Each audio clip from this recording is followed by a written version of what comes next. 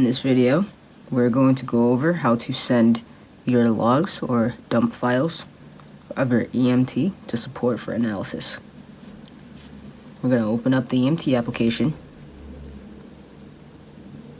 Using just two of your fingers, we're going to tap twice and then hold on the third.